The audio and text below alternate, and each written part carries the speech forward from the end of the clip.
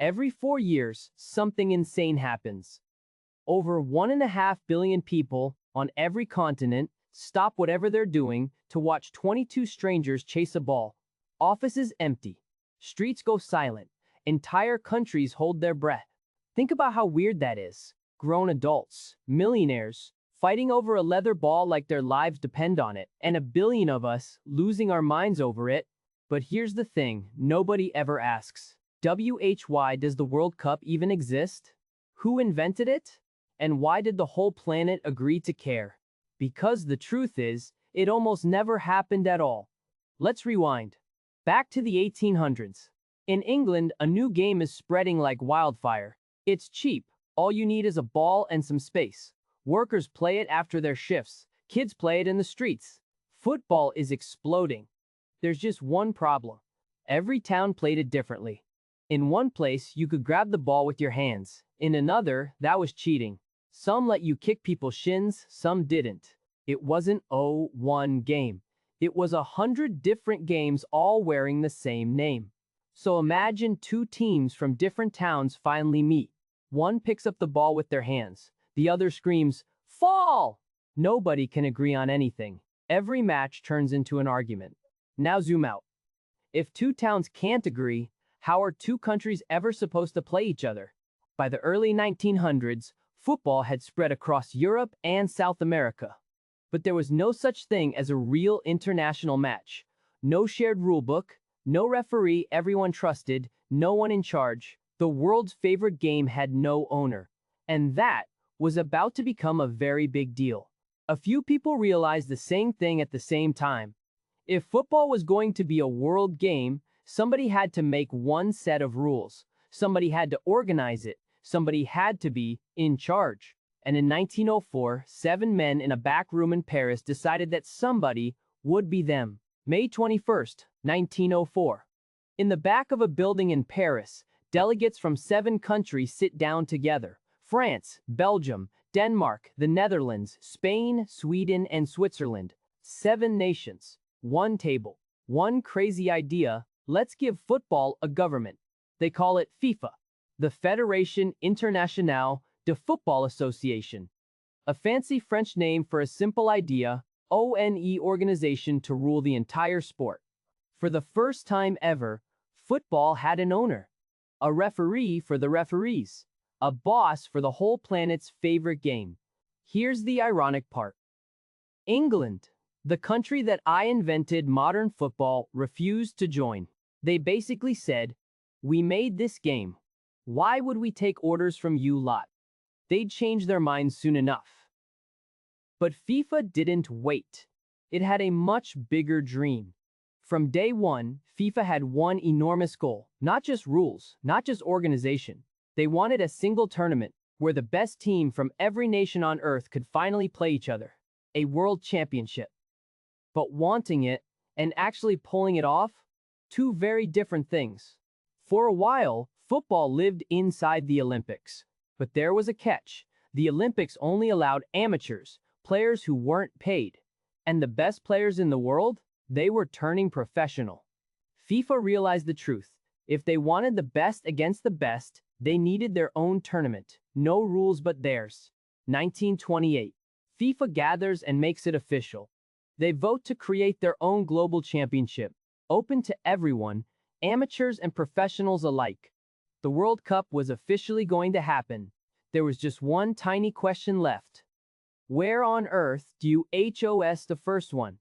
To understand why the World Cup exists, you have to meet this man.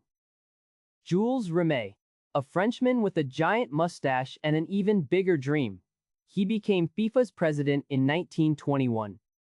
And he believed something almost naive, that a simple ball could do what politicians never could. Rimet was obsessed with one idea, that football could unite the entire world. Bring enemies onto the same field. Let nations settle their pride with a ball instead of a war. People thought he was dreaming too big. A worldwide tournament? Teams sailing across oceans? Impossible. But Jules Rimet did not care. Now the fight begins. Every proud football nation wants to host the first World Cup. Italy wants it, Sweden wants it, the Netherlands wants it, but one tiny country makes an offer nobody can beat. A little nation in South America called Uruguay. And honestly, Uruguay deserved it. They were the reigning Olympic champions twice. It was their 100-year anniversary of independence. And here's the kicker, they promised to pay for everything. Every team's travel, every hotel, and they'd build a brand new stadium just for the occasion. Case closed. Uruguay it is. But now comes the twist nobody saw coming. The great football powers of Europe didn't want to go. Uruguay was on the other side of the planet. There were no airplanes for this. Getting there meant weeks at sea. Country after country said no. Too far, too expensive, too much trouble. The first World Cup was about to have almost no Europeans in it. In the end, only 4 brave European teams made the trip: France, Belgium, Romania, and Yugoslavia. They packed onto steamships and sailed for weeks across the Atlantic. They trained on the deck. They got seasick. They crossed an entire ocean just to play a game.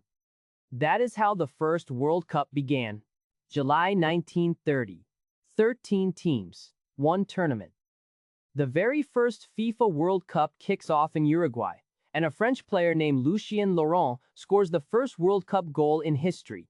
A moment that would be repeated thousands of times, but never again for the first time. The final, Uruguay versus their fierce rivals, Argentina. 93,000 people cram into that brand new stadium. Tensions are so high they use 2 different balls, 1 for each half. And when the dust settles, the home team wins. Uruguay, 4, Argentina, 2. The first world champions of the world. The entire country of Uruguay declares a national holiday.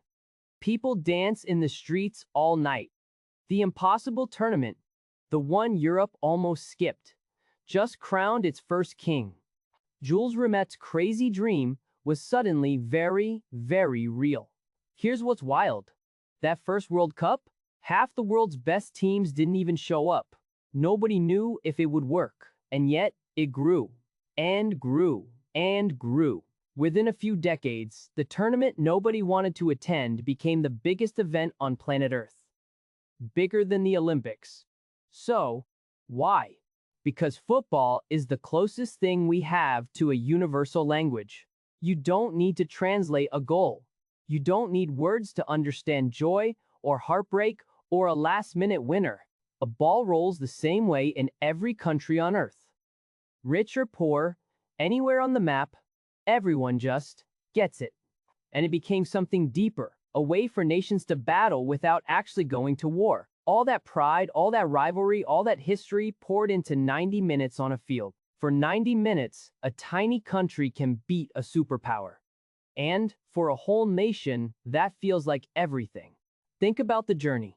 In 1930, teams sailed for weeks and played in front of a few thousand people. Today, the World Cup is watched by more than half the human race. Same ball, same simple game. But it went from a tournament Europe ignored to the single biggest shared moment in human history. So why does the World Cup exist?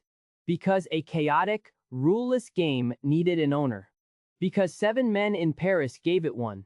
And because one stubborn Frenchman believed a ball could unite the world. Turns out, he was right. But this is only the beginning, because once the World Cup existed, a handful of nations turned it into an empire of their own. Brazil, Germany, Italy, Argentina. In the next video, we dive into the kings of the World Cup. The greatest champions, their bizarre traditions, and what each country's style secretly reveals about who they are. And after that, we follow the money. Because that idealistic little federation from a back room in Paris grew into a billion-dollar empire. Which raises the strangest question of all, why does the world's favorite game need an owner at all? Subscribe, and I'll see you in the next one.